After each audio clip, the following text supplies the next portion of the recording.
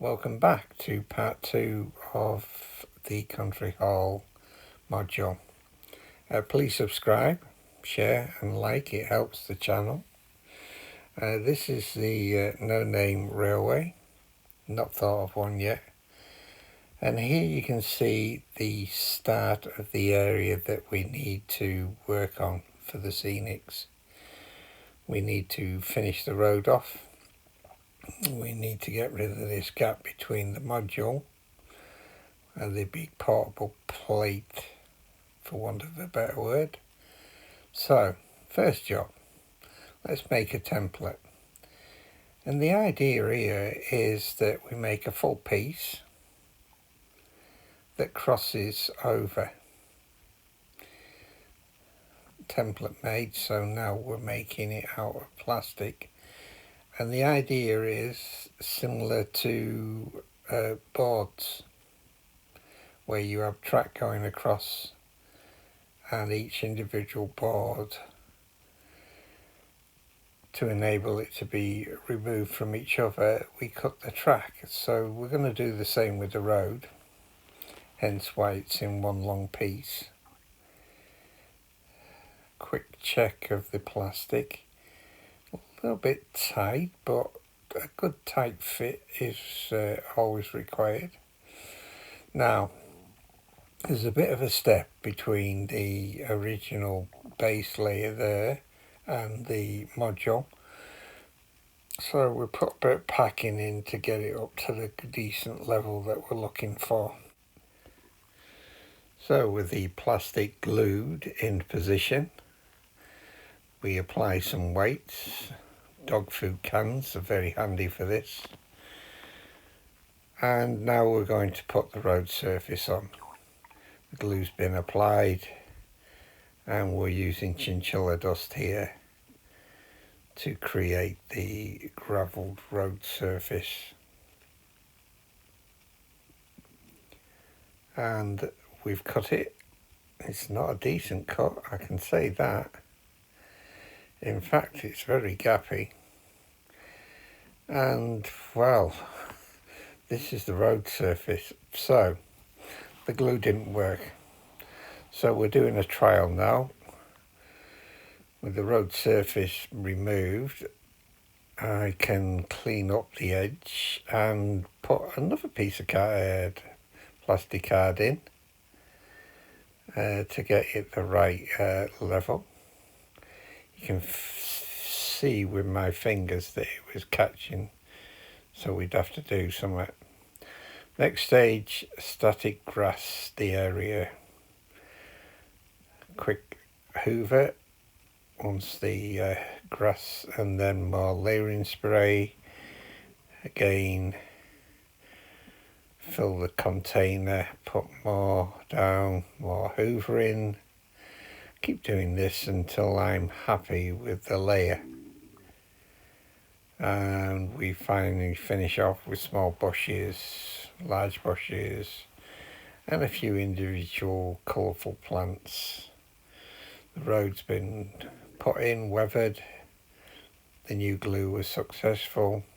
So, what's next? It's looking good. Let's put the trees in back where they were, the other side of the wall. With them in, we can now concentrate on the build of the hall. First job I do is draw out the front face of it.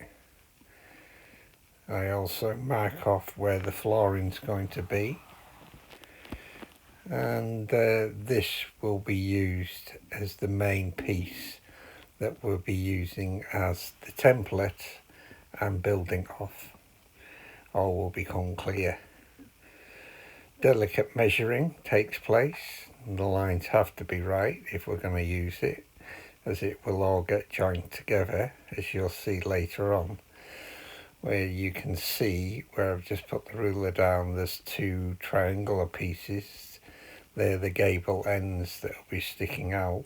So once it was all drawn out, I cut out the shape on the card, and I used the card to stick the plastic card fascia onto, and each single piece was then cut out trimmed, sanded so that it fit right before assembly of the next stage, which you can see. Once that piece was done, the plastic card was stuck to that, and each piece was individually made to form what would become the final hall. Lots of work going on here, lots of cutting, sticking, and checking with the square. This is ultimate scratch building. I'm not going to bore you talking through it all. I'll just let you digest the video as it plays along, and I'll drop in and do some talking as and when I feel that you would need an explanation.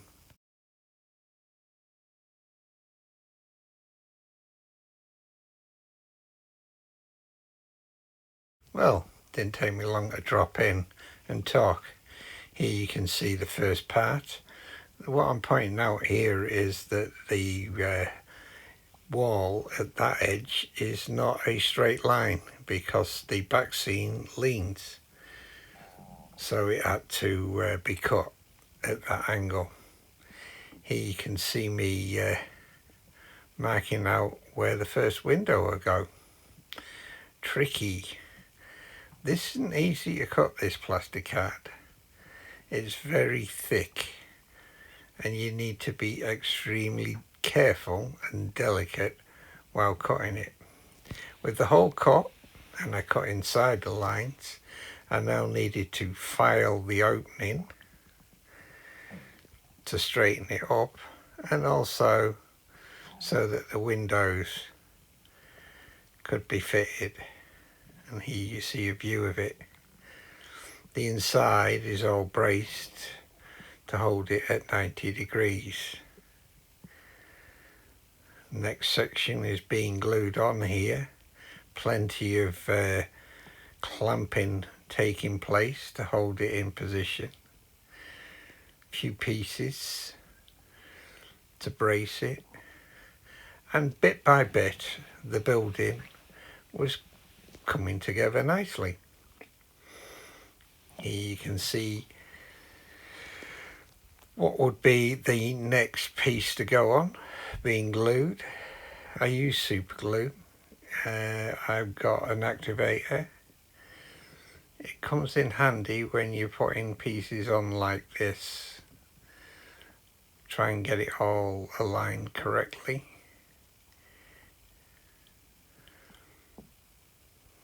Didn't fit the first time. Have a go. And that looks a little bit better. So, as with anything, there's always going to be gaps. And here you can see me applying some filler into the said gaps. And let's have a look at the final constructed building.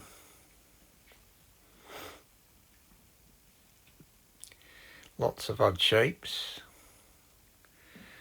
Quick spray of undercoat primer put on. Certainly makes it look a lot different. And the roof would be the next section to take care of.